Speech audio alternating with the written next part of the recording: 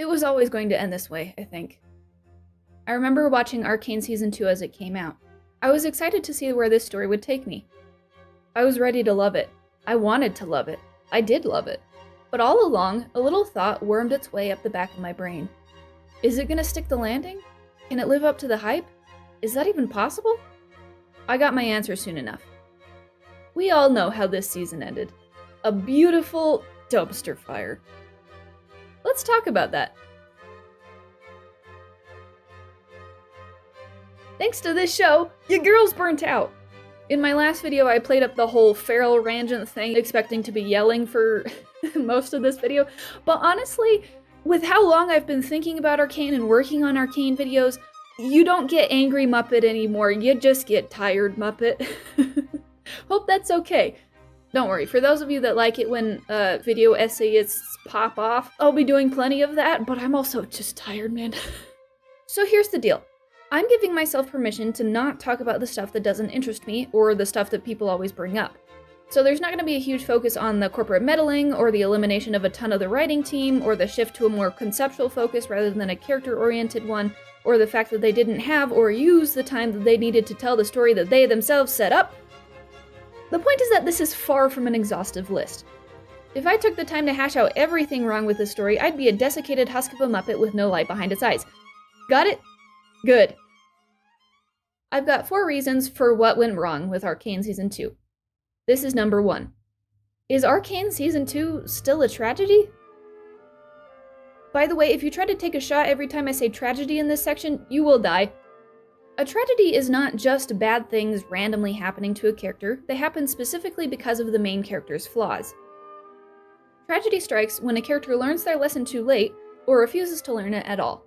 Season 1 is a perfect example of tragedy. That was kind of the whole point of Arcane. A lot of it is centered around Jinx, actually. If only Powder hadn't set off the monkey bomb, then she wouldn't have become a walking inciting incident.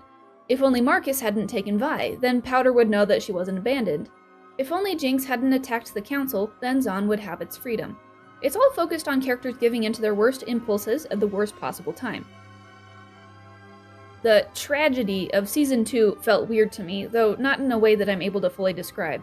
I get the feeling that things in the plot happened only because that's what the writers wanted for the story. The first arc is pretty solid, and there's a logical cause and effect.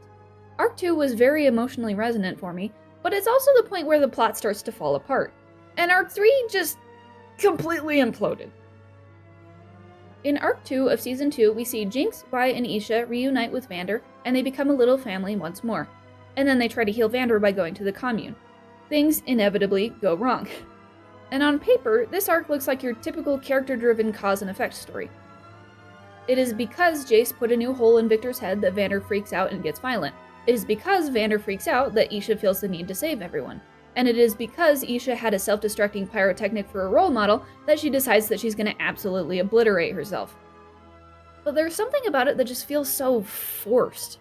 I knew deep down that something was going to happen to this happy little family because things were going suspiciously well, so logically it makes sense that the Arcane writers would tear that dream into pieces and set it on fire while stomping it to ashes.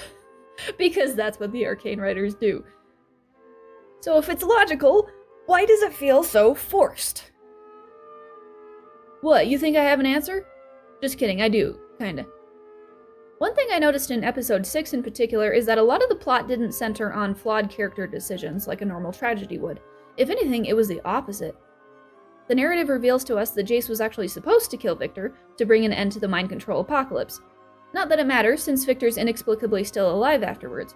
Warwick would have killed probably everyone, Jinx and Vi included. Those two seemed completely unwilling to hurt him, so they would have been doggy chow. Again, not like Isha's sacrifice mattered, since Vander is inexplicably alive afterwards. You could make the argument that Isha looking up to Jinx was a character flaw. We'll actually touch on this in a later section, but for Jayce, not so much. If his actions are so necessary, why does it randomly lead to such a horrible end to Jinx's family? It's a similar problem in the finale. To me, catharsis is pretty much the same thing as Chekhov's gun. If you set up an arc, you have to pay it off. That's catharsis. When a story is good, it reaches catharsis whether it's a happy ending or a sad one. But the writers couldn't decide which one they wanted, so we got neither. The story wants the beats of a tragedy, but then it tells us that the characters can achieve a happy ending because they're learning their lesson. But these lessons aren't cohesive with the theme of Arcane, at least not in my opinion, so they just end up feeling ham-fisted, rushed, and utterly empty. No matter the ending, I thought the course of events would feel inevitable and deserved. I thought there would be some kind of catharsis achieved, for either the characters or for me. Ideally both. I was dead wrong. Reason number 2 for what went wrong: obtuse characterization. This is one of the things that bothered me the most. In Season 1, we could always tell what the characters were thinking and why. Arcane was highly acclaimed for its micro-expressions, the tiny changes in a character's face, and it was because it showed us everything that we needed to know. But there's something really frustrating about Season 2's characterization. The quality of the writing dips out and the whole world flips over. Suddenly, everyone in the fandom is struggling to understand the character's actions. Why did Vi join the Force if they killed her parents? Why did Caitlyn and Vi suddenly get back together despite both of them feeling betrayed? In the lab, why did Victor suddenly go from "you're my partner" to "our paths diverged long ago"? But here's the thing. For the most part, the characters do actually follow an internal logic. You just have to work for it. With some things you have to work pretty hard, but still. What frustrates me is not that I have to do homework to watch a show. I'm fine with pushing myself to think more deeply about the characters. I do this for fun. What frustrates me is that I didn't have to do this last season. I didn't have to work this hard to understand basic character decisions. If I have to brute force an explanation, you're doing it wrong. When I was little and I was struggling with something, my dad used to say, "Just kiss it." What does KISS stand for? Number 3. Keep it simple, stupid. Look, I get it. I really do. I am one wordy muppet, especially in my own writing. This video was supposed to be shorter, not longer. Every time I write one of these videos, the ADHD side of my brain calls to me like a demonically possessed Snickers bar, tempting me to go off topic every 2 seconds. This train's already gone rogue, and we're both stuck on it till it finds a way back to the station. What were we talking about? Oh yeah. We wouldn't have had to cram so much plot into one story if the writers had simplified what they were trying to accomplish. The scope felt more logical in Season 1. Yes, the characters were making decisions that would determine the fate of an entire city, but it still felt grounded. In Season 2, the gap between Point A and Point B widened like the Grand Canyon. We went from class disputes to the actual end of the world. There was just way too much going on. We had Mel becoming a magician, Victor in his plot to start the actual end of the world apocalypse, Victor doing time travel, Vander becoming a literal hound of the underground, Jinx becoming a revolutionary, and so on. A lot of this stuff was really cool to see, but it doesn't really fit together. You can't really make a puzzle when each piece comes from a separate box. I mean, you could, maybe some of the pieces just happen to fit, but when it's all put together, there's a spaceship where the head is supposed to go, and half the guy's leg is now a dog. You ever played the game Exquisite Corpse? The puzzle would look exactly like that. On the flip side, this is exactly why everyone thought Episode 7 was the best episode. Which I am not refuting, by the way. It was focused, contained, and deeply character-oriented. Now, it did feel more like a side quest than something essential to the plot, but it was a relief. I don't know, man, sometimes it's just nice to have a fun time. Over-complication negatively affected my watching experience. But in a weird way, I'm almost grateful for it. If the writers of the biggest show on Netflix can struggle with cohesion and still have a job, so can I. As you might have already guessed, I'm a writer. I have some experience in the writing and editing fields. One of my biggest problems is with over-complication. My light novel that's currently on Webtoons is called A Cure for Fate, and it's been living rent-free in my head for a decade now. The upside to that is that I've had a lot of time to think about where I want the story to go, how I want the characters to develop, what red herrings I want, and how to execute them. The downside is that I've had a lot of time to think, which means that I get ideas. Lots of them. There's a reason "kill your darlings" is a phrase. It's because of idiots like me who don't know when to stop adding random crap to their stories. For a long time, A Cure for Fate was super complicated. Just completely incomprehensible. The main character, Winter, was originally a changeling servant who accidentally cursed the Queen of the Fae, and she had a royal biological family in a different country with its own social politics, and she had to deal with being an exchange student in that other country to find a cure for the Queen. Oh, and she also had a friend that was trying to avoid becoming the villain of a specific fairy tale, so she was helping him with that. And there were demons at one point? What was I thinking? Anytime I tried to explain all of that to other people, I saw the light in their eyes slowly die. So I did a very hard thing.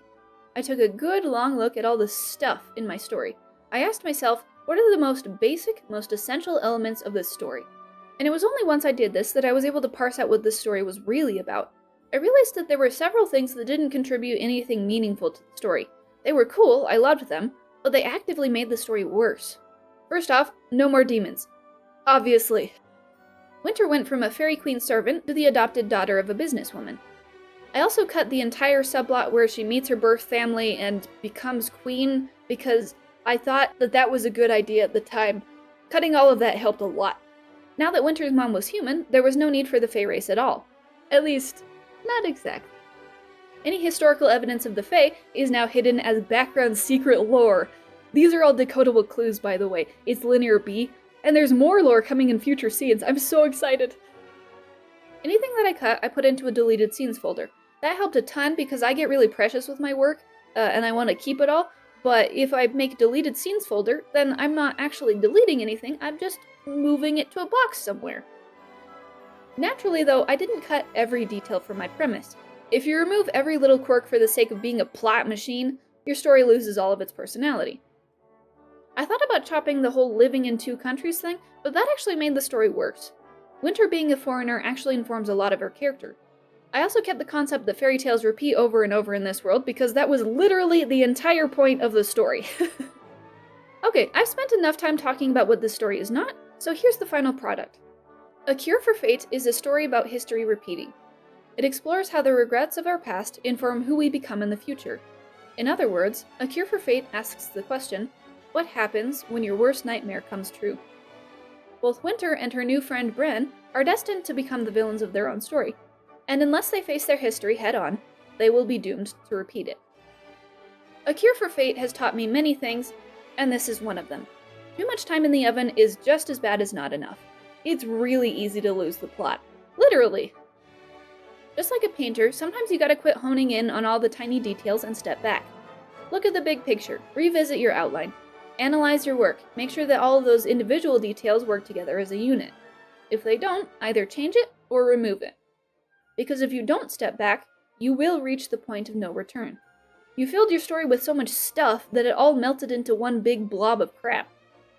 You could throw it all away, start over, rebuild from the ground up, but those changes will now cost an exponential amount of time, money, and heartache. So all you can do now is take what you have and polish it until it becomes this funky little turd ball. And finally, number 4 of what went wrong. Railroading. I've only heard this mentioned in a D&D context, but railroading totally applies to storytelling in general. Basically, in D&D, you've got a DM, a guy that narrates how the story goes. They have the most formal, official control over the plot, but the other people at the table, the ones role-playing characters, have the real control. You see, as a writer, you can do as much drafting and outlining as your little heart desires, but if you're like me, a discovery writer, your characters develop a mind of their own. You'll be writing a completely normal scene, and then suddenly the quiet character is popping off and the strong character is now sobbing in the corner. And you're the writer, right? You could railroad the story. You could tell the character, hey, that's not how I made you, get back in your place, I'm the writer, I know everything. I'll give you an example. There's this D&D podcast I really enjoy called The Adventure Zone. Spoilers for the Suffering Game arc, by the way. There's this arc where the 3 main characters, Magnus, Taco, and Merle, participate in a game show run by 2 evil elves. At the end, the group confronts the elves, who reveal that they have necromancy magic and are willing to use it. On Magnus, specifically, because they immediately eject his soul from his body. One of the elves looks at Magnus's now empty shell and is like, I see it, I like it, I want it, I got it, and possesses it. Here's where things get interesting. Taco, yes, like the food, casts a spell called Magic Dart, which rips his own soul out of his body and flies over to Magnus's soul, which is very quickly drifting away, and he's about to be lost to the ether as well. But then Merle jumps in to not only fight off Magnus's possessed body, but also summon these giant spectral hands that reach out and grab Taco and Magnus and pull them back into their bodies. Well, Magnus has to possess a dummy, but you get the idea. The crazy thing is that after Magnus gets possessed, none of that was scripted. Griffin, the DM, had a whole arc plan where they'd have to work with the Grim Reaper to search for Magnus in the ethereal plane, but the guys that played Taco and Merle completely obliterated that plan in the most bombastic and heartfelt way imaginable. Seriously, I can't describe the scene in a way that illustrates the joy and admiration and pure glee I felt while listening to it. Anyway, Griffin could have dug his heels in the dirt and said, no, we do things my way. But he didn't, because he trusted his family. He had the humility to say, I don't know everything. If you want to write a good story, you have to listen to your characters. You have to trust them. They will do what's best for your story, but only if you let them. Because here's the secret about your characters. They are actually a piece of your subconscious mind that has been given a form and a voice. Through your characters, you can learn deep truths that you knew all along, but weren't yet willing to admit. That, my friends, is the essence of a story. Now, back to the reason I'm saying all this. Did the Arcane writers take any of that advice? No, not even close. Frankly, I don't really care whether this was Riot Games' fault or the writers, but Season 2 has a huge problem with railroading. You can tell that the plans changed between seasons. The individual character arcs that were set up in Season 1 are completely different from the arcs in Season 2. At best, they only run parallel to each other. We'll go more in depth about this soon, but if you want another breakdown of this concept, I'd recommend Dialco's video called Why Arcane Season 2 Felt So Contentious. It was super helpful in my research for this video. I think I've said all I need to say here, so we'll just move on to the second half of the video. Fixing Arcane Season 2. I want to say something before I do my little rewrite of Arcane. Writing is hard. Writing a second season to the most critically acclaimed animated show on Netflix is even harder. As much as people like to complain, Season 2 was not nearly as bad as it could have been. Heck, the writers could have just said, I give up, and quit their jobs. But they didn't, and now we're here, for better or for worse.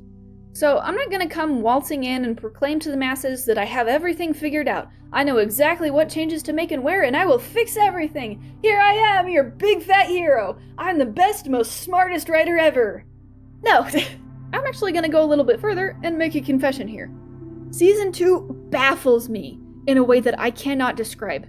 The more I try to analyze this season, the more I realize I have no idea what the hyperlink blocked happened this season. So it's not going to be a full restructuring of the plot, there's just some things I don't have the know-how or the bandwidth to fix. I just have some ideas that I wanted to throw out. Actually, this part is going to be a lot like what I did for my video on Twilight. That's the one where I restructure Edward and Bella's characters to be more thematically cohesive. The most obvious change I'd make to Arcane is adding another act to Season 2. I would have been totally fine with a whole nother season, but, you know, I'm trying to be at least a little realistic here. This change would have given us a nice 7-act structure for Arcane as a whole, without burdening the wallets of the poor executives too much. Forget the fact that Arcane is your most popular show, but sure, squeeze everything into 9 episodes, it's fine. 7-act structure is less common than 3-act or even 5-act, but it is effective when you're telling a story with a lot of turning points. The only problem with that is that I have no idea where everything would go now. So instead of saying episode 1 has this plot, episode 12 has this, I'm just going to organize it based on individual characters. Like I mentioned before, the most aggravating thing about Season 2 is its obtuse characterization. They mostly follow an internal logic, but only after you've done your homework for it. When a character does something that can be explained only after you think about it enough, I'll call that a homework thing for simplicity, because it's going to come up a fair amount. And I'm going to do my best to fix these moments and give them more context so that they can stand on their own.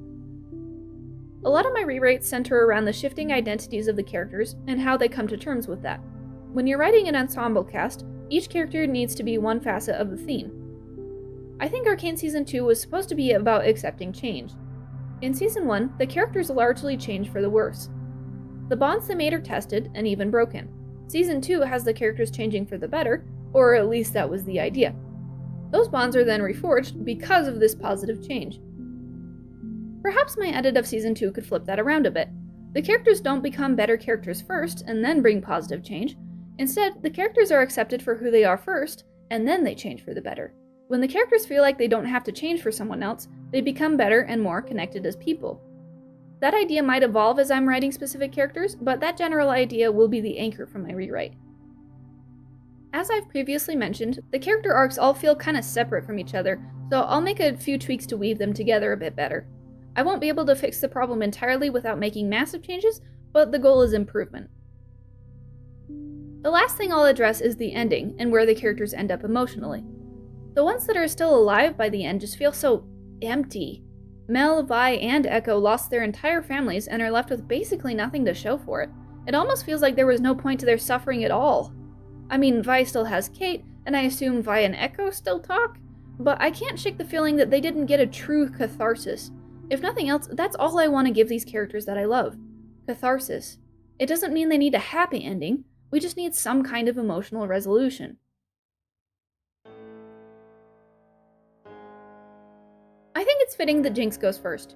With these sections, I'll try to go in chronological order, but there's going to be some random things that I'll pepper in whenever they fit. While I don't fully agree with the way they handled Jinx's hallucinations, I can now see why they're mostly gone in this season. It seems her hallucinations were tied up with her identity. She gets little flare-ups in the moments where she acknowledges her identity, but it's nowhere near as much as the last season. I probably don't need to mention this, but this is obviously not how real hallucinations work. I actually really appreciated how intentionally Jinx's mental health was treated and how real her symptoms felt. So when they just disregarded all that stuff in favor of making her seem cured, I was just disappointed. For me, I would utilize the hallucinations to tell the story a bit more. In my version, they don't just suddenly stop after Silco's death, they continue. In fact, they're worse than ever. She chose the Jinx chair, she's Jinx now, so why is she still questioning her identity? I think Isha could help her more with this journey of self-reflection, which I'll talk more about later. But the point is, as the story goes on, the hallucinations slowly shift from an antagonizing force to a more supportive one. I don't think they should stop entirely. Lessen, maybe, but they're a part of her. She doesn't need to be cured to have a happy ending. In fact, for real people with psychosis, schizophrenia specifically, people's hallucinations don't usually just disappear entirely. The meds don't take care of it all. They just become easier to deal with. You're more able to tell the difference between your reality and everyone else's reality. Okay, I have a question. Is Powder gone or is Powder not gone? Season 1 seemed to have a clear answer. Powder is gone. It's only Jinx now. Jinx will never change. And then in Season 2, Episode 4, Jinx randomly says to Isha, Jinx is dead. What? And then she keeps talking to Isha about how she puts her in touch with her Powder side again. But Powder was supposed to be dead. Don't get me wrong, I actually love this idea, but it's executed so randomly.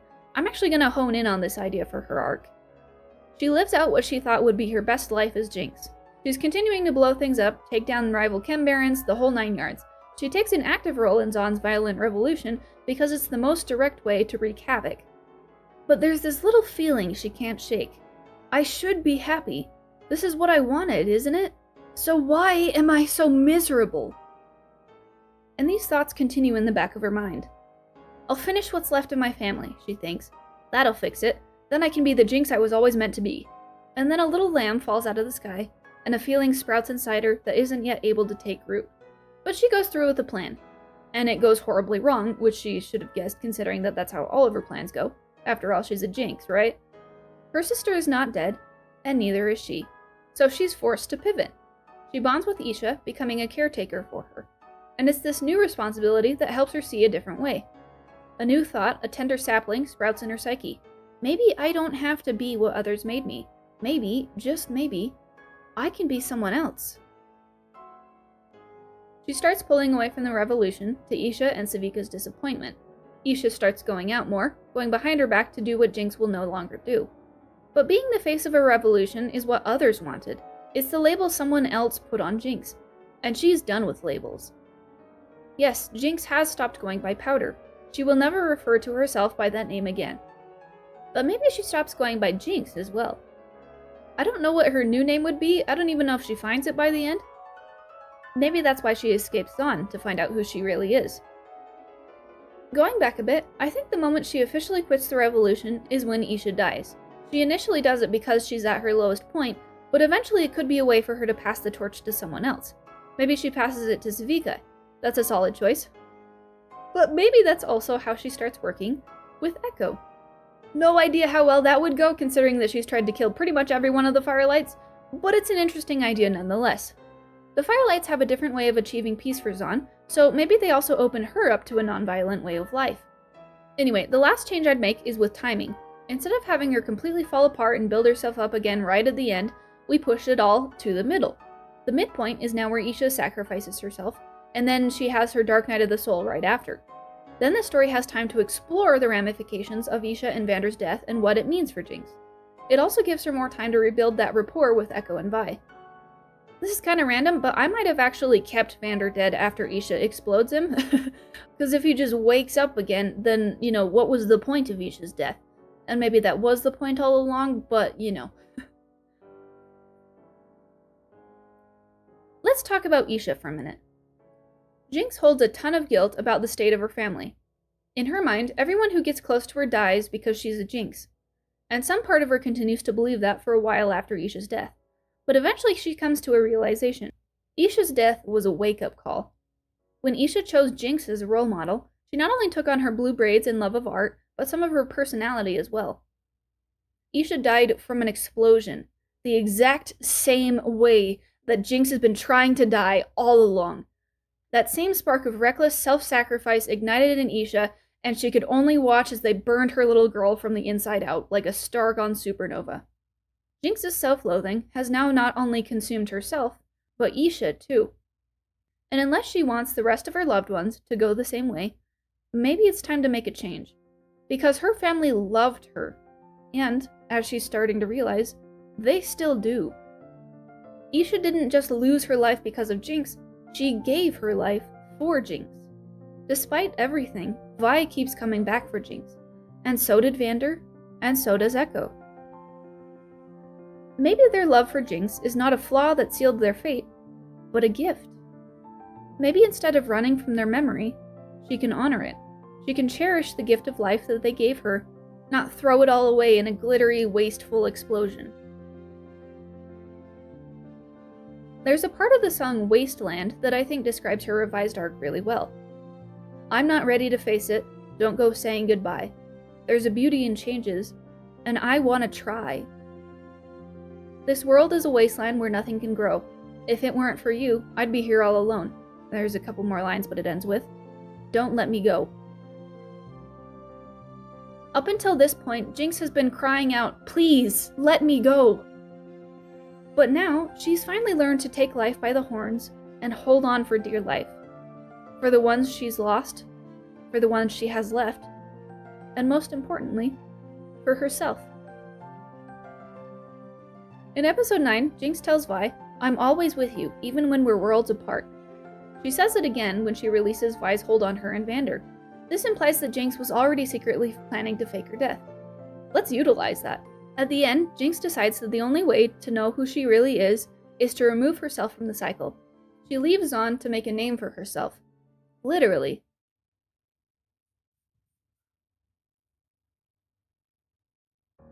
Vi's primary goal is to protect the one she loves, even if she has to resort to violence, which happens often, and even, apparently, if she has to put her own values aside. She becomes an enforcer, and that choice has some unintended consequences for her. This is an interesting arc for Vi, but surprise, surprise, it was not handled with a lot of care. Here's a homework thing. A lot of people were confused about why Vi eventually agrees to put on the badge. To me, the turning point comes when Kate talks to Vi about joining the Force for the second time. Embarrassingly, I can't find the exact quote, so I'll just paraphrase it. "Every way I slice it, if I go after your sister, one of us comes back in a box." This is why Vi decides to join the Enforcers. She knows she'll lose a loved one either way. As much as she hates it, if she joins the Force, at least she can control the outcome. In my version, I'd probably just cut the scene where Maddie's talking to Vi and Piltover trying to convince her to join the Force. Instead, I'd have Vi make the decision during the "one of us comes back in a box" scene. Kate says that line, and Vi is like, "Alright, fine, I'll do it." Her tone is clear that she doesn't want to do this, but she feels like she has to. I think it would give more of a direct cause and effect this way. She'll still have to choose between Kate and Jinx, but at least now she has that choice in the first place. I don't think we saw quite enough of Vi's turmoil around being on the Force. I wish we saw more glimpses into her mind during the Hellfire music video. There's a shot in the actual show where Vi shoves a chem goon up against the wall. Maybe this shot could have been changed so that she's not looking at her, but away. Even though everyone who works for the Chem Barons is actively harming the people of Zaun, she can't bring herself to brutalize them. After all, she was the one that decided to put on the badge. So she's not any better, is she? At the end of episode 3, we have the scene where Caitlyn beats Vi with her gun. Not only that, but she beats her in the exact same spot Vi was stabbed in season 1. The show does a great job at showing how big of a betrayal this is for Vi. We don't often see her just break down and sob like this. It's genuinely heartbreaking. But there's something more that we can add. As she cries, we hold on the shot. A glint of light catches her eyes, and she looks down. All she sees is that stupid uniform. The uniform that represents the death of her family and her freedom. Grief burns into anger. Metal echoes noisily as pieces of the uniform bounce off the walls and clang to the ground. She rips off the badge, hurling it away. It wedges itself into a pile of rocks. It too glints in the dim light, taunting her. Is this what you wanted? You betrayed your people, and for what? So you could be one of them? So you could keep your new girlfriend? Are you happy now? Let's move on to her relationship with Caitlyn. Season 1's exploration of Kate Vi was largely believable. I say largely because I was never really a Kate Vi shipper. Don't come after me, that's how I am with most ships. I don't ship a lot of couples, period, so that was to be expected. But season 2, man, it did not help. I actually started wondering, why is this ship a thing again? Are we sure we want to claim this hot mess as good representation? Because let's be honest, it's messy. I guess that much is pretty accurate as far as lesbian relationships go, but still. So if you're also wondering why they got together in the first place, let's review. Season 1 gives them a lot of opportunities to bond with each other and open up in small ways. I think Caitlyn likes Vi because she's one of the first people who takes her seriously. Vi pushes back against many of her ideas, sure, but she doesn't outright dismiss her as some silly girl. As for Vi, there's this one moment I think really breaks down her armor. She gets stabbed, and Kate takes her to the fishers to heal her. Without a second thought, Caitlyn gives up her prized possession and protection, her gun, and then disregards her own safety to get the shimmer to Vi. She puts herself on equal footing with Vi to keep her safe. That's what I like most about Season 1 Kate Vi. They're equals in the ways that matter. And they get what they most want out of a relationship. Caitlyn gets respect, and Vi gets safety. I didn't write this part into Caitlyn's section, I kinda just barely thought of this, but if respect is what she wants out of relationships, then maybe that's why she joins Ambessa's forces. Maybe that's why she becomes head of martial law. She wants respect from the whole town, and this is how she gets it. Anyway, Vi wanting protection is what brings me to the emotional core of Vi's relationship with Kate. Who protects the protector? Because for most of Vi's life, she was the shield. She'd block with her face 1,000 times if it meant keeping her family safe. She didn't have the option to put the gauntlets down. Someone always needed her. And then here comes Caitlyn, and she can finally rest. For once in her life, she opens up to the idea that maybe, just maybe, she deserves protection too. At least, that's how it was supposed to be. The very first arc of Season 2, Caitlyn physically assaults her with the butt of her gun, spouts some essentialist BS about it's her blood in your veins, calls her people animals, and leaves her to sob uncontrollably in a manhole. Forget oil and water, they're a red giant and a black hole. When they mix this season, one is destined to rip apart the other. What Kate did was a betrayal. If Kate were my situationship, she'd have to do a lot of groveling for me to take her back. Or maybe Vi's just more forgiving than I am, I don't know. I like the pit fighter arc. Let's expand on it and tweak its resolution a bit. Vi becomes a pit fighter because that's all she has left. Who is she without her family? Without someone to protect? She's nobody, she decides, as she blacks out her hair and tattoos. Things progress like they do in the show. Months pass. She spirals endlessly downward until she loses a match so badly that she can't move. And then she's dumped into her crappy box of a studio apartment. There's no more reason to patch her up after all. She's been used up. But just before she loses consciousness, she hears a creak of a door opening and vaguely spots a ropey streak of blue. When she wakes up, she doesn't have the ability to process what she's seeing. Off-white bandages, glass bottles of antiseptic, tipped candy-colored nails attached to skeletal fingers. One of the fingers is bronze. She can just make out a smiley face on the knuckle before passing out again. The pain is blinding, but it's okay, she tells herself. She deserves it. Until suddenly, she realizes who's been healing her all along. It's Jinx. It's her sister. Was her sister? The one she tried to kill. She thrashes out of her bed, intending to finish the job, but her legs are boneless and her fingers can't quite close around Jinx's throat. She manages to knock them both to the ground, but there's no strength behind her fury. The pain is back, splitting her into a dozen pieces. She has no choice but to just curl up helplessly on the floor. But to her surprise, Jinx doesn't fight back. She doesn't run out the door. She actually lugs Vi back to her bed, promising to come back later. She complains the whole way about how heavy humans are, but after it's all over, Vi is back in her bed. As the days pass, they fall into an uneasy routine. Jinx leaves for hours at a time, but she always comes back. When she does, it's with fresh bandages and ice packs. Jinx keeps her company while she's there, chatting endlessly about anything and everything on her mind. New inventions, chaotic adventures, fond memories. Her tone is different too. Jinx speaks in a casual, almost tender way, and she's careful to avoid anything that would address the bad blood between them. Months ago, they'd be eager to attack the other, both emotionally and physically. So why is Jinx suddenly so caring? Why is she trying to heal Vi, at great personal risk to herself? For once in her life, Vi stops fighting. What other choice does she have, really? She can barely sit up, let alone walk away, so she just lays there and listens to her motor mouth of a sister and lets Jinx heal her. Jinx does finally shut up eventually. It happens the day Vi sits up for the first time. She can move her arms pretty well now.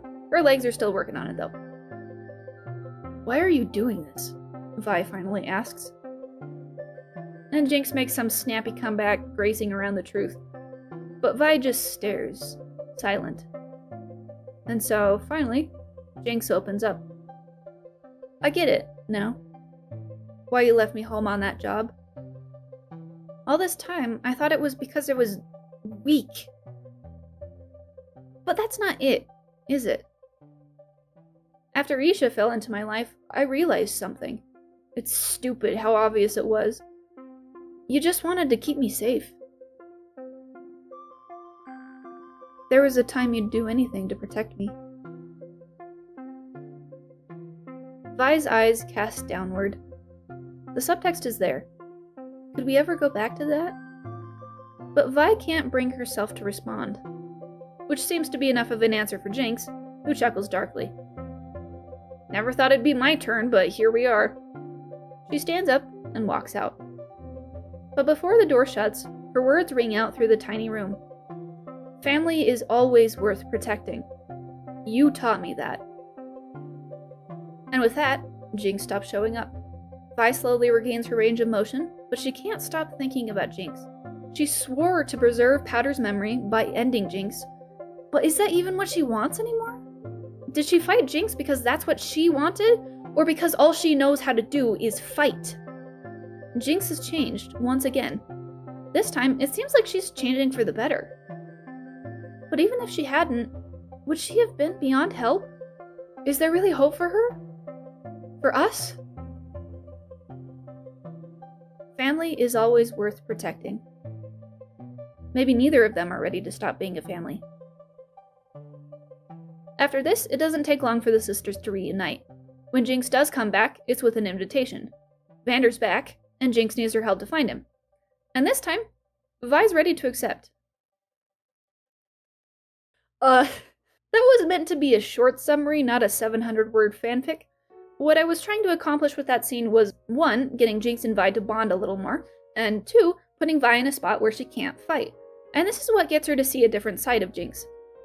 Don't get me wrong, they still need to fully address the bad blood between them. They've both hurt each other. They've both changed in ways that they're reticent to accept. But it's a start. As for Caitlyn and Vi, I don't know what to do with them. Anything I do talk about regarding them is gonna go in the Caitlyn section because Vi's section is getting long. Vi's character design at the end bothers me. Her final outfit tells me absolutely nothing about her. How do you make a design with 0 personality? She seems to have shed her Zon identifiers, but she doesn't look guilty either. If anything, it looks like a prison outfit. Like her prison outfit from season 1. The gray shirt does at least. The pants, maybe not so much. This character design tells me that she's free in some ways, but a prisoner in all the ways that matter. This is not what I wanted for Vi. I didn't want an empty shell, I wanted her to be at peace. I wanted her to be happy. But she just looks so defeated, so lonely. But it's fine, right? She has a girlfriend, that makes everything fine. That's all we wanted, right? Sorry that last bit was a little spiteful. I just kind of hate that shipping seems to take priority in fandom spaces sometimes. I also don't like it when people flatten the characters so that they can have the characters exist the way they want them to, rather than the way they actually exist. Anyway, let's fix Vi's ending. In canon, Vi spends the last few moments of the show mourning the loss of her family. Jinx and Vander were all she had left, and now they're both gone. The show heavily implies that Jinx is alive at the end, but I don't see why Vi has to be kept from that knowledge. This new scene bit takes place in the finale, when Vi is sitting by the fire at Caitlyn's place. You know that bunny toy that was never returned to Vi? The one that got stuck on the wire and then Jinx kept in seasons 1 and 2? I thought they'd do something more with it, but I guess that particular Chekhov's gun was never fired. Anyway, Vi finds it again, perched on the fireplace mantle. The rabbit is holding a letter, stained with pink and blue fingerprints.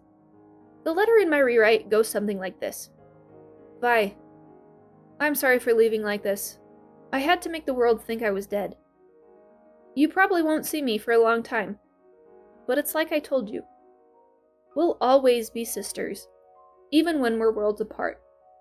I'm not the sister you once knew, and for once, I think that's a good thing. I want to know who I really am without other people deciding that for me. Enjoy your new life, sis. You deserve to rest. Love, your sister. At the very bottom, maybe she leaves an invitation for Vi to come with her. I'll leave it ambiguous whether Vi takes it or not. Perhaps Caitlyn and Ekko are enough to make her stay in Zaun, or maybe it's the idea of a peaceful life that keeps her there. But who knows? Maybe Vi wants to do some soul-searching of her own. Either way, the sisters will meet again. It's just a question of when.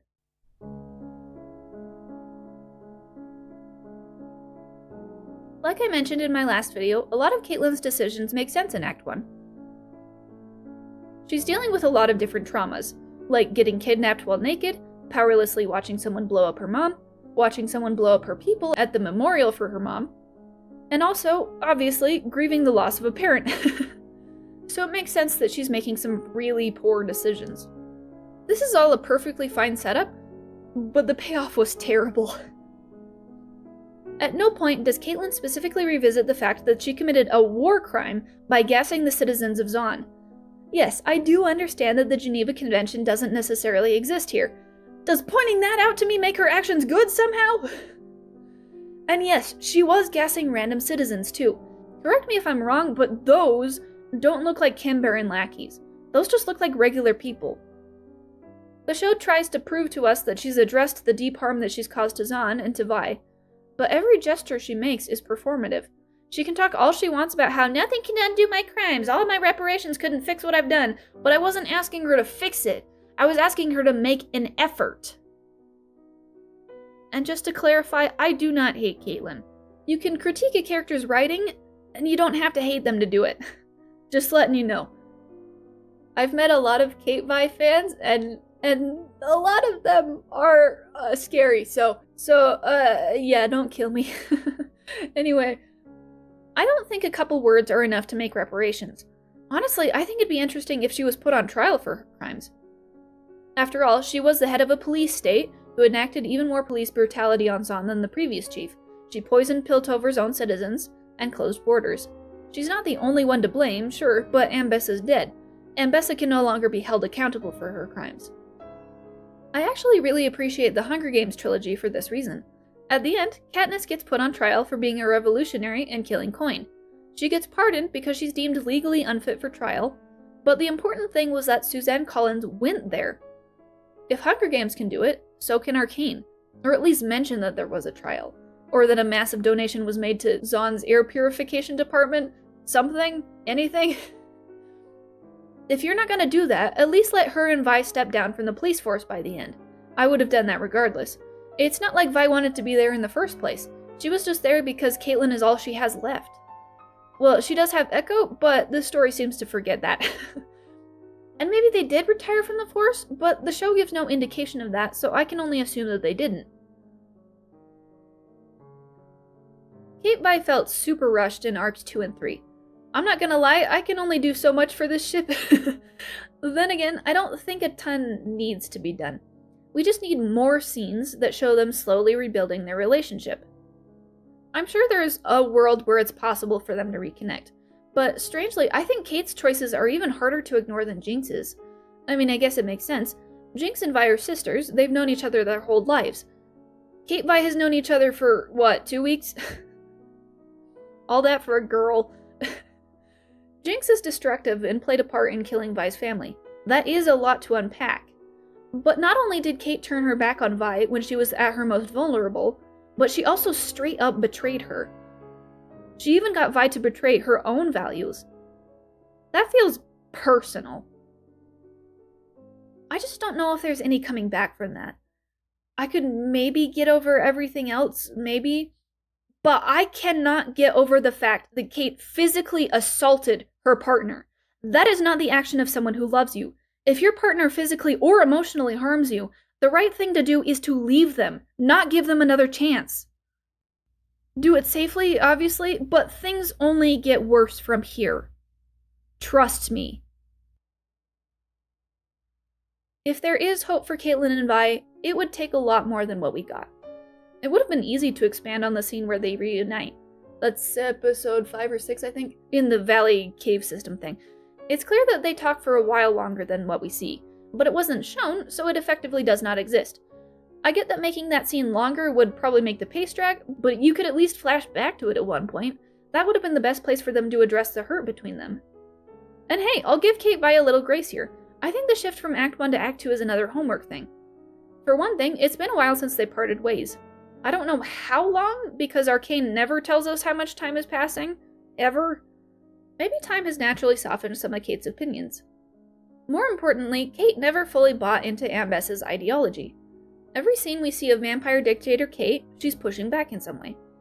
She doesn't fully trust K.I.S. She says it directly. So maybe when Vi shows up, she's already looking for an out.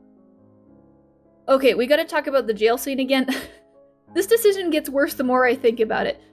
You know what? Get out of there. This video is sponsored by jail. Jail for you! Jail for 1,000 years! All jokes aside, I think the Kate Vi climax could have gone a little better if it, I don't know, was in literally any place but a jail cell. What were you thinking? But hey, I'll play devil's advocate here too. Maybe even the jail cell as a setting can be recontextualized in a positive way. Maybe Vi opens up about having a hard time being in there, and Kate is like, let's reprogram that trauma. She gets Vi to associate prison not with entrapment and bad memories, but with freedom and good memories, aka fun times with Caitlyn. This doesn't fit entirely, but I have heard cases of people who have had like their bodily autonomy revoked, and one of the ways that they fix it is getting their partner to touch them in the same places that they've been touched. It's a way to like overlay the bad touch memories with good ones. That's kind of how I would see this scene playing out. The real difference here is that Kate would be verbally asking to help her recontextualize her trauma, and not just randomly jumping into mindless horny toad pleasure hour.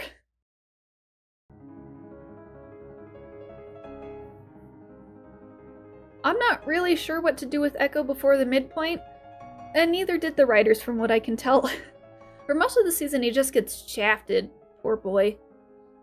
Which, to a certain extent, I can honestly understand it, because like, when you have this many characters, some characters have to be more important to the plot than others, because if they're all important, everything gets pulled in 40 different directions. Ekko's arc is centered around reconnecting with people he'd previously given up on, and learning to shift from a reliance on the present to one where he actively fights for his future.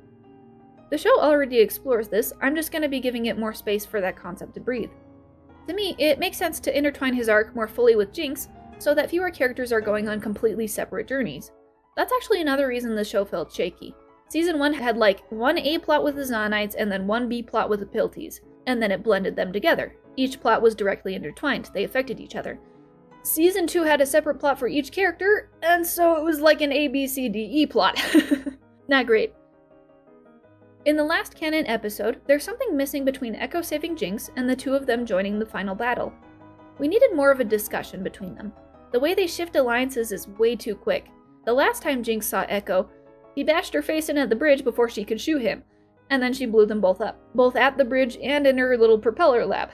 They weren't exactly on the best of terms. So why are they so buddy-buddy at the end?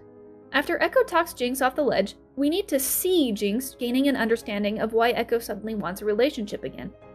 And since my version of Jinx is already reconnecting with her family, maybe this gives her a chance to ask for a do-over with Little Man too. Like I mentioned in Jinx's section, I'm moving her lowest moment to the midpoint. Therefore, the propeller talk-down scene would also occur earlier. AU Powder bonds with Ekko more in one episode than our Jinx has in the entire series. So I'd give them more chances after this scene to talk with each other. Ekko starts collaborating with Jinx to build a better future for Zaun. He's what ultimately grants her membership with the Firelights, if we go down that path. With their new future-focused mindset, they slowly gain favor with the rest of Zaun, rallying them together to fight for their freedom in a more organized way. In canon, Jinx and Ekko are the only ones able to successfully rally Zaun to fight alongside Piltover. So seeing Jinx and Ekko actively work to achieve this would give a satisfying payoff, instead of it just randomly happening off-screen. This is the part where I go off the rails. This is gonna start off kinda random, but bear with me. In my last video, I pondered about AU Ekko a bit, but I didn't really get into how AU Ekko might have felt about this whole situation. From his perspective, episode 7 is a horror movie.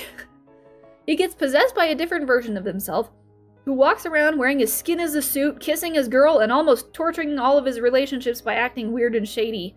And AU Ekko can do nothing about it because he just got yeeted into a nightmare dimension, or our universe, or the freaking void, or wherever the crap he went. So if you wanted to make the whole dubcon body snatching thing mutual, while also giving Jinx a parallel arc to our Ekko, there's one thing you could do. Send AU Ekko to our Ekko's universe. Have him take over our Ekko's body. I know, I am fully lost in the sauce with this idea, just humor me. He lands in the main Arcane universe, freaks out a little because everything is similar but worse, yada yada, but then he comes across Jinx by happenstance and scoops her up like she's the love of his life. Sure, she's got giant braids now and sick new tatties, but he recognizes her face. Hijinks ensue, and Jinx is very confused as to why Ekko is suddenly trying to kiss her and call her powder, because, you know, she doesn't know Ekko's been body snatched. Anyway, maybe this is what originally interests Jinx in the idea of reconnecting with Ekko. If some alternate version of Ekko can full-on date her, maybe there's still a chance for them.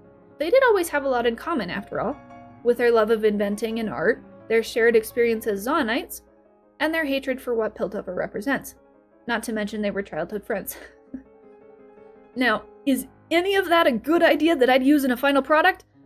No. This would absolutely gunk up the plot. Great fanfic material, though. Okay, back to my real changes. At the end, we need to check in on Ekko's tree. And by extension, we need to know what stage the Firelights are in now. Do they still see the tree as fundamental to their identity? Or do they grow past the need for it? What happened to the tree, Fortiche? You can't have a Chekhov's gun and not fire it. If the bullet is still in the chamber, you might as well be putting it against your own forehead for all the good it'll do. In one of the final scenes of the show, everyone gathers together to write down the names of those they've lost and burn them. I really like this concept and even found it touching, but let's tweak Ekko's part in it. I would almost rather have Ekko burn his papers in the Firelight base rather than having him overlooking the city. I know, this location is a parallel to his talk with AU Powder, but I think my version would have made things more efficient, at least. Maybe he could have even updated the portrait wall to include Jinx, Heimer, and also maybe AU Powder? Just a thought. If nothing else, it's an excuse to check in on the tree. As the last embers of his friends' names drift into the air, he watches a blimp pass by overhead. A little package floats down, tiny propeller whirling gently to its target. We see him open it. We don't see what's on the letter inside. Ekko looks surprised, then elated, then bittersweet. I'm not going to tell you what's on the note, because technically you already know. Vi received a very similar letter. It's just that Ekko's scene would come before Vi's, So that's why I wrote it as a mystery.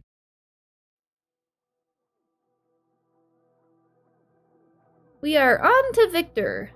The disability aspect of Viktor's arc felt really weird to me. I actually really appreciate the disability rep from Season 1. For the most part, Viktor's health is just a fact of his life. When his cane stops being useful, he upgrades it into a crutch. No big deal. Actually, that's how all of Zaun treats it. Lost a finger, an arm, an eye? Get a new one. Adapt. It's not the end of the world. Because it's not. Season 1 Viktor only starts freaking out about his health after he realizes that he's literally dying. He doesn't want to heal himself because he thinks he's broken as a person. He's desperate to heal himself because he actively has one foot in the grave. So I've been physically disabled for half a decade now, and I've also gotten to the point where my disability is a part of me. Sure, the pain is frustrating and inconvenient sometimes, but at least I don't have to hold my body to unreasonable standards anymore. I'm not trying to go back to who I was before because that person does not exist, and I've accepted that at this point. Anyway, back on track. It's just really nice having stories where people like me aren't treated like poor little cripples who need to be healed to have a good life. So what does Season 2 do? It changes Viktor's arc so that he feels like he's a poor little cripple who needs to be healed to have a better life. It's not a completely different arc from Season 1, but a parallel one. According to Jayce at least, he apparently believes he is broken now, too imperfect to be admired. But that's never been a concern for Viktor. Again, his concern was keeping himself alive, not making himself perfect, let alone making everyone else perfect. His glorious evolution comes out of nowhere.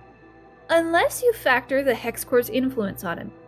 Which, at least in canon, I actually can't. The show seems to imply that Viktor and Skye are still completely themselves throughout the first and second arcs. It's only after he tells Singe to start the procedure that the Hex Core actually seems to change his personality. But this is a rewrite, so let's change that.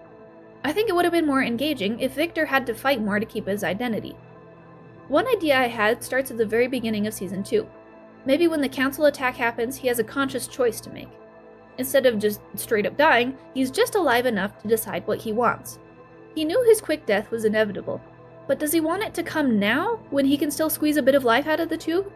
It's a split-second decision for him. Part of the Hex Core is already alive inside his leg, maybe it can heal his spine too. And that's what he chooses. It keeps him alive, but only barely. It's not enough. He never wanted to fully merge with the core, but now he has no choice. Forget the fact that he said there is always a choice, just this once, he tells himself, he'll make the exception. He has to. He tells Jayce to get him to the lab, and so Jayce readily complies. Anything to keep his partner alive. Or maybe this hex augmenting process is a slower one. As parts of his body shut down one by one, he has no choice but to give into the core a little more. It gets a little easier each time he does it. Viktor uses Shimmer to stabilize the Hex Core's effect in Season 1. Mysteriously, this fact is never brought up again in Season 2. I was really excited to learn more about why Shimmer stabilizes Hex Tech, but then it was just dropped. Maybe Shimmer is the reason Viktor is able to keep his mind for so long in Season 2. In my version of Season 2, anyway. With each Shimmer factory that gets taken down, so does a bit of Viktor's control over his curse. Regardless, time passes. Viktor ends up in his little cocoon, but when he wakes up, he suddenly comes to a moment of clarity. Something's wrong. He just made a huge mistake. He can already feel himself changing under the core's influence. Not just physically, as his once flesh and blood body is now encased in a tomb of metal. No, his mind is corrupting, twisting, becoming jagged and tattered. How long can he stay himself? Does that version of him even exist anymore? It doesn't help that Jayce is once again willing to use Hex Tech for his own purposes. He's seen how it healed Viktor. He's no longer willing to destroy what they've built. And Viktor spots the plans on his desk. This POV shot is a more detailed, closer look than what we got in canon. More weapons, more explosives, more ways to subjugate his old community. So Viktor leaves to do some good for his community while he still can. Here's something interesting. In episode 2, Jayce asks if he's cold. Vicky says, I sense a charge, a potential, a recursive impulse. Unpleasant, but cold is not its name. Assuming I'm explaining this right, a recursive impulse is essentially just a feedback loop where there's one input and then the output just repeats it forever. It's an interesting way of describing the Hex Core's influence on him. I think it references the way Viktor's new powers stop people's potential. Once Vicky issues a 5-finger discount on their agency, they have nowhere to go. They're void, frozen in time, no longer able to progress. Let's build on his possession arc a little bit more. Not only is he now battling for control, but he can also hear people's innermost thoughts. As he walks the dirty streets of Zaun, he is surrounded by people screaming internally. They're suffering, they're in pain, they need someone, anyone, to help them. And once he puts his hand on their head, the screaming stops. Of course, all of their thoughts have now mysteriously vanished, but at least they're not in pain anymore, right? They're thanking him.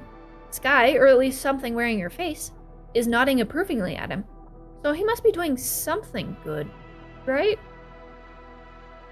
This idea actually has a basis in canon. In the commune, he calls Jinx Powder despite having never met her, and we watch him go through Vander's mind too. Through Victor, we have access to memories and thoughts that we've never seen before. He has the power to go through people's memories, we know that. Maybe he has the power to go through people's thoughts as well. And it makes sense that the core would use people's thoughts to manipulate Victor. Let's shift our focus to Sky again.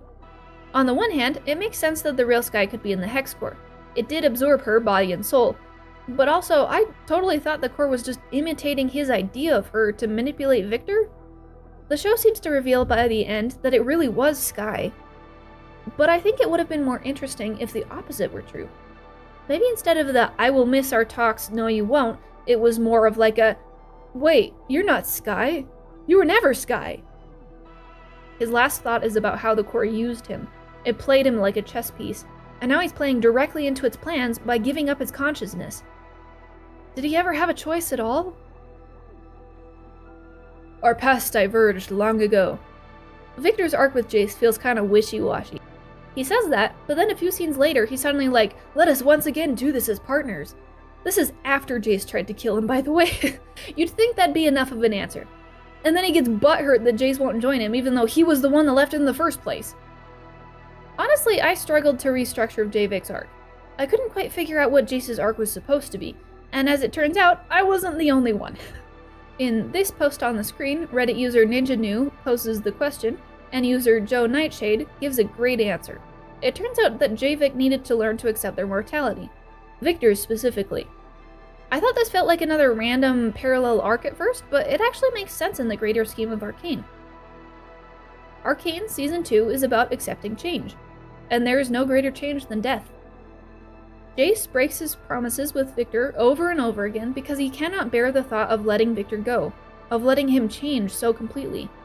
He'll take any future over the one where Victor dies, and it's only after the Nightmare Dimension that he finally understands Victor's perspective. After clawing his way up from the Fissures of Zaun to the crest of Piltover, he meets an enlightened Victor. They both come to the conclusion that Jayce has to kill Victor. In the finale, he finally succeeds, and they face death together, hand in hand. So I don't know why they decided to hone in on the imperfections thing in their final conversation. There's 2 lines I'll highlight, or paraphrase I guess. "You were never broken, Victor. Your imperfections were everything I admired about you." And the second one, "There is no prize to perfection. In all possibilities, only you could show me this."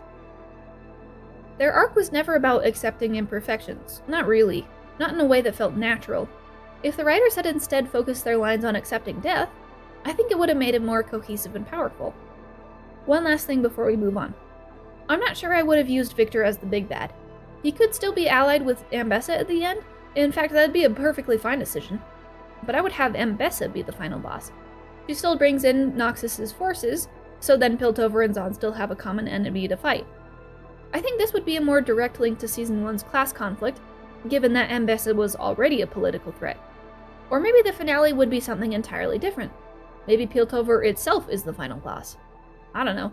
Like I mentioned earlier, I just think Victor being a world-ending threat widened the scope of the story too much.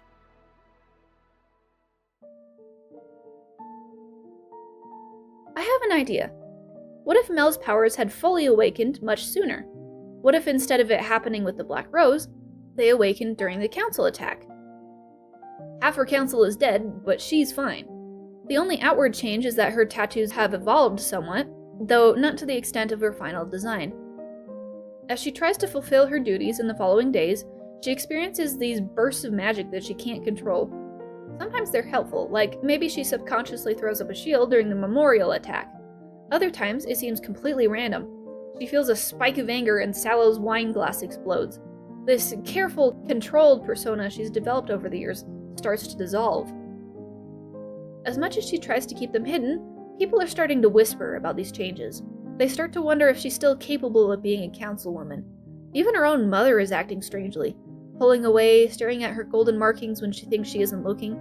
And then she starts to hear whispers of the Black Rose. They want her, but Ambessa's in the way. What is Ambessa hiding? Mel knows it has something to do with her being a mage. She doubts she can trust the Black Rose, but it seems like they're the only ones willing to cough up some answers. So, instead of being forcefully kidnapped, she follows them willingly. During her time with the Black Rose, she gains a full understanding of her powers and learns the secret to controlling them. She even gains a tentative alliance with the Black Rose along the way, and they help her free Piltover from Ambessa's tyranny.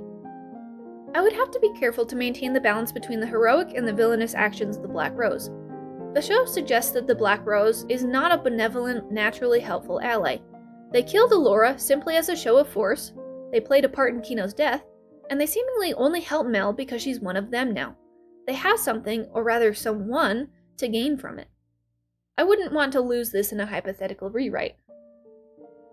Mel becoming a full mage sooner would have been an interesting parallel to Victor, who is slowly becoming a mage in his own way. They could have gone on parallel journeys, or even perhaps worked alongside each other to understand their new magic. Not only that, but this change would expand Mel's character dynamic with her mom. If she gets kidnapped, then there's no more power struggle between the two, no friction between their opposing political interests. In fact, Mel just stops all of her councilwoman duties entirely because of her kidnapping. If she sticks around longer, has a more active role, then we can deepen the mother-daughter conflict that was set up in Season 1. Actually, that gave me another idea. Mel hates Ambessa for butting in and trying to control Piltover for her own selfish desires. But to a lesser extent, Mel's been doing the exact same thing all along. She's the mastermind that manipulates the council as a whole. Hypothetically speaking, she could have given Zahn its freedom long ago if that was her priority. She does come around in Season 1's finale, but Jayce has to do some manipulating of his own to convince her. So maybe this parallel with Ambessa is what gets her to see the negative side of her role as the fox. Perhaps looking in the mirror and seeing her own mother reflected back gets her to take a more forceful approach with Zahn's freedom. And as her wolf aspect grows in power, so does her control over her magic. In the end, this could have given her more of a reason to leave Piltover for Noxus. She no longer feels like she's the best leader for the council, so she gives up her seat to Sevika or something. I love figuring out how magic systems work in fiction, so this season was kind of disappointing in that way. There's so much more magic in this season, but it wasn't really explored. They went for breadth, not depth. In the show, LeBlanc says Mel has empathic magic. Attuned to the ethereal, able to sense others' inner selves and bend their magic. A conduit and a mirror.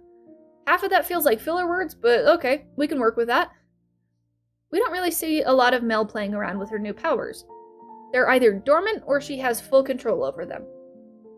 I'd love to see her experimenting and training and even playing around with them. We see a lot of her work with the shield. I'd love to see the mirror aspect of her powers. This is just a random example I thought of, but maybe Victor tries to possess her in the final battle and she turns it back on him, and suddenly she's seeing inside his mind. There's so much potential for creativity here, and they use none of it. Just like Vi, Mel's final character design is kind of bland.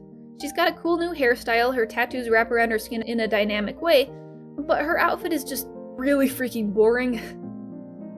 It's another skin-tight suit that tells us nothing. It's got a bit of a warrior princess vibe, maybe a nature element to it with the green undertones, but not much else. I really don't know what they were going for. Her white cloak isn't much better. Its only personality indicator is mage. That's it, just mage. It is asymmetrical, which is unlike Mel's usually perfectly symmetrical outfits. It's got a fun slit in the side. That's about it. By the way, let me know if you want a video where I redesign Mel and Vi's final outfits, because I'm a character designer. With how much I've complained about being tired of Arcane, I actually wouldn't be opposed to that idea.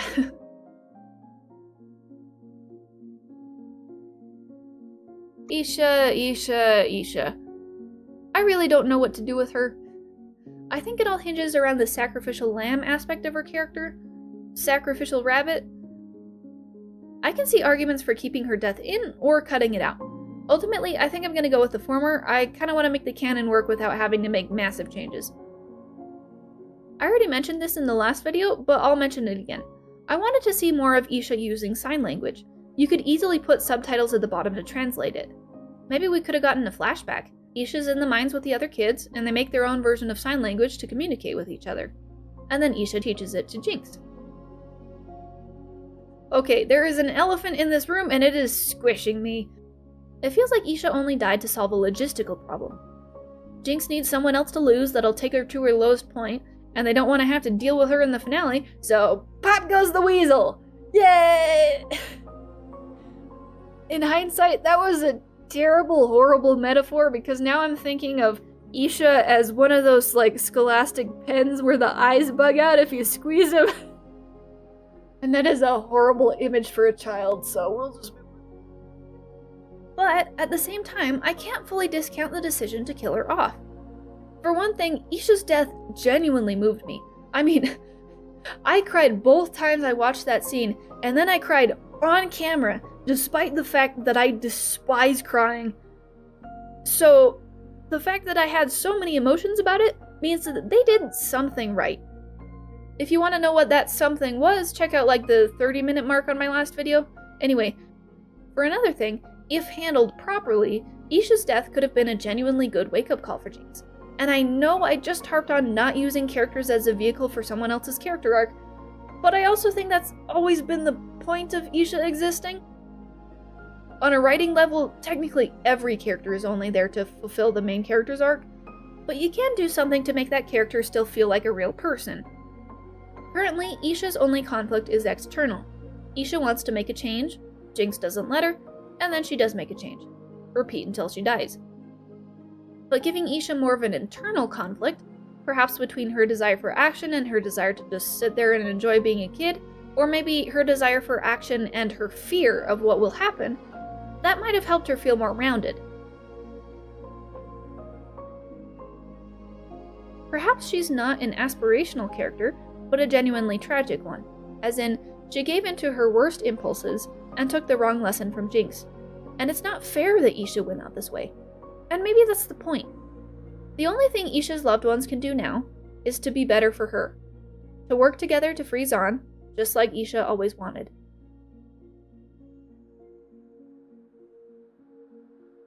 Okay, that's finally all the main characters. Now we're gonna do a lightning round with just a few of the side characters. I'm confused as to why Warwick is still functional after Victor gets warped out of existence. A theory I found interesting was that his human side was deleted by Victor, but the beast side still has a mind of its own. I've been wondering why Singed specifically chose a conjoined wolf. This could be because Warwick needed the extra strength from Two Hearts to keep going, but it could also be a reference to these two sides of him.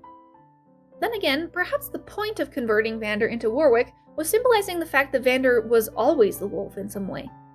That even though we've mostly just seen the mask of a reformed leader, the beast was always lurking underneath the surface. That it's his first nature to be violent, not a response. That could have actually been really cool, but none of it was explored in a way I understood. Maybe he could have had a more direct parallel with his daughters, since my rewrite has them confront their own feelings of monstrousness and self-loathing. He became the one thing he worked so hard to get away from. All that careful control has been ripped away from him, and now he's once again a bloodthirsty monster. And now, he has no choice but to learn to accept that. And only then can he regain control of his mind the hard way. Maddie's arc was confusing, if you can even call it an arc. There's signs all along that she's with Mbessa. She hits her chest first out of all the enforcers in episode 3, she taps her fist to her chest as she leaves the room in episode 4, and she hosts a very strange series of conversations about pulling Piltover's forces out of Zahn. We later learn that pulling out is exactly what Mbessa and therefore Maddie wanted, but boy was that a homework thing to figure out for me. In episode 8, Maddie is seen lingering outside the door as Vi and Kate fight, as she eavesdrops on their conversation. I think it would have been interesting if Maddie had more of a conflict in her loyalties. Like maybe she wasn't always loyal to Mbessa, but she flip-flopped a little bit. We never even know why she's loyal to Mbessa in the first place. Does she just follow power? Perhaps she's cozying up to whoever currently has the most control over Piltover. But then she catches feelings for real. By the time Kate gets back with Vi, she's made her choice. If her lover no longer needs her, she doesn't need her lover. This is completely random, but for some reason I'm thinking of a version of the show where Loris takes Maddie's place, just like a real slow Loris, cuddly on the outside, venomous on the inside. This is a terrible, horrible, ridiculous idea.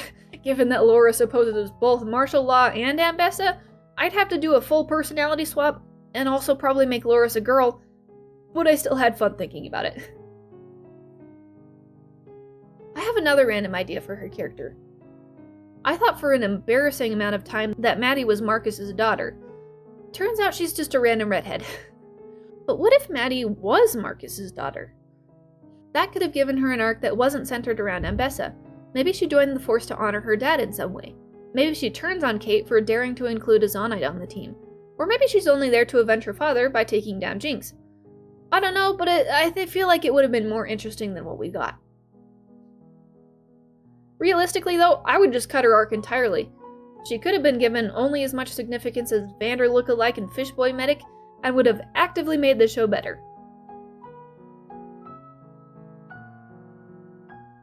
We don't check in on Sevika much this season. She, too, lost everyone she cared about. She needs a shirt that says, "I survived the war and all I got was this stupid council seat." Speaking of which, why is there only one seat for Zon? Zon should be like half that table. If the show were critiquing the fact that people in power only make minor changes that don't address the real issue, sure, this would be a great choice. But I don't think that was the point. Also, Sevika never learns that it was Jinx who killed Silco. That could have been such a juicy interaction. I was waiting for it all season. And then it never happened. Does she even know Isha is dead?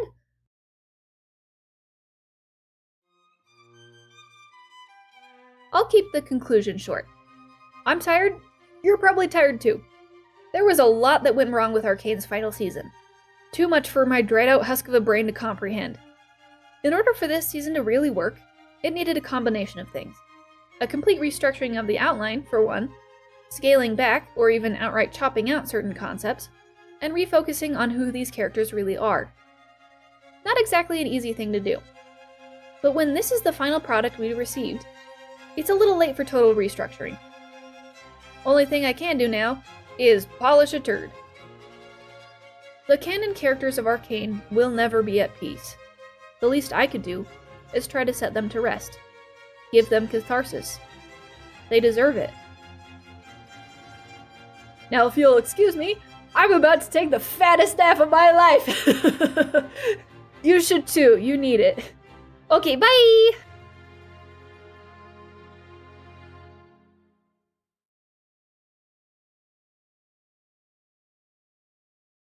I'd be desiccated. Yep. Then Powder would know that she wasn't abandoned. Thank you, Mr. Door Slammy. No matter the ending, I thought that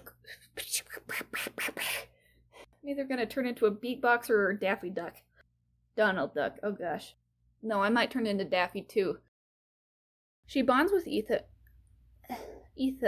See, I'm becoming Daffy Duck. Okay. Every time I write one of these videos, the ADHD side of my brain calls to me like a demonically possessed. That's all, folks. Vander becoming a literal hand of the underground. Hand in the underground. Oh no! What the crap? Okay. The only person who will laugh at my jokes is me, and honestly, I'm okay with that. Anyway, funny story. My little brother, he's in high school right now. He found this, like, dirty old, like, baby doll, and he shoved a pole through it. It's naked, by the way. And he put this little crown on it. I think he 3D printed a crown and a golden throne because he's really into 3D printing right now. And he calls it Water Baby. Water Baby. And anytime he goes to a football game, he holds this naked baby on a pole up, and every time he holds it up, the whole crowd cheers. And me and my parents are always like, what the crap? What is wrong with you? But yeah, I don't know. My brother just has a water baby, and it's the most popular kid in school. I don't know. Speaking of random stories, if this video gets enough views, I don't know, 100,000, I'll tell you about the time I got into a knife fight with my professor. Sorry in advance, neighbors, I gotta go and yell. The more I try to analyze this season, the more I realize I have no idea what the fudge nuggets happened this season. If I go off to your sister, one of us comes back in a box, why did she turn into Victorian boy? She seems to have shed... She sure. This video is sponsored by Jail. Jail for you! Jail for 1,000 years! You kick my like the football, jail for you, jail for 1,000 years! It shifts Victor art. When I had first farted. Gosh. What's Vicky Acres? But also, I totally thought the core was just imitating. This is why fanfiction writers exist. To fix everything. Y'all, I've been recording for like 4 hours. My brain is destroyed.